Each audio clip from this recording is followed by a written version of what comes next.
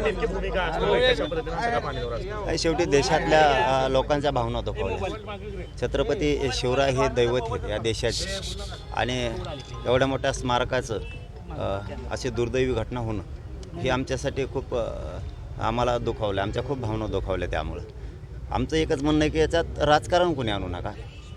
छत्रपती शिवरायांचा वापर तुम्ही राजकारणासाठी नाही करायचा. शेवटी हे जनतेच्या अस्मितेचा प्रश्न आहे, या रयतेच्या अस्मितेचा प्रश्न आहे, 18 पगड जातीच्या लोकांच्या अस्मितेचा प्रश्न आहे. तुम्ही त्याच्यात राजकारण करू नका. तुम्हाला खूप जागा आहेत राजकारण करायला. मग तो कोणताही पक्ष असू द्या, तो महाविकास आघाडी असू द्या किंवा ती महायुती असू द्या, तुम्ही त्याच्यामध्ये राजकारण करायचं नाही. फक्त आमचं एकच म्हणणं आहे की जो कोणी आहे ना त्याला कायमच्या जेलमध्ये टाकलं पाहिजे. हे बघा, महापुरुष कुठलेही असू द्या, अशा जर घटना घडल्या तर तो माणूस सुटायला कामा नाही. तो सुटलाच नाही पाहिजे. 4 दिवस आत टाकला, 5व्या दिवशी बाहेर आला, हे आम्हाला मान्य नाही. आणि तुम्ही राजकारण सगळ्या राजकीय पक्षांना बंद करा, नसता मग जनतेला तुमच्या विरोधात उठावं लागणार. हे खरं तर अपघात म्हटलं जातं, मात्र ज्या पद्धतीचं काम होतं, अनेक लोकांनी संभाजीराजेंनी पत्र लिहिलेलं होतं निकृष्ट दर्जाचं काम, त्याला अपघात म्हणायचं आहे का? पण इतक्या निकृष्ट दर्जाचं काम केलं असताना त्याला अपघात आपण कसं म्हणायचं, दुर्घटना कशी म्हणायची त्याला? हे जे टेंडर घेणारे लोक असतात किंवा हे कोण काम करणारे असतात नाही, हे इतके हरामखोर लोक आहेत. यांना फक्त कशात काय खावं हे सुद्धा कळत नाही. महापुरुषांचे कामं कळत नाहीत, मंदिरांचे कळत नाहीत, यांना कशाचेच कळत नाहीत. फक्त खायला काय मिळतंय ना एवढं त्यांना पाहिजे.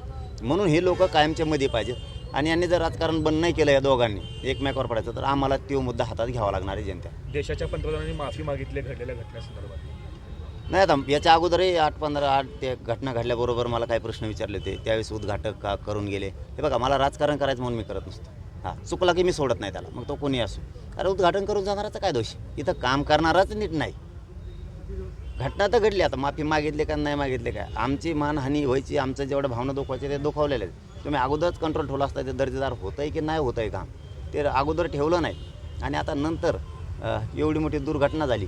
जाऊ द्या, मला त्या राजकारणात पडायचं नाही आणि ते करायचं पण नाही. मात्र तो माणूस मधी गेला पाहिजे आणि तो कधी सुटला पण नाही पाहिजे. दादा, आपण खरं तर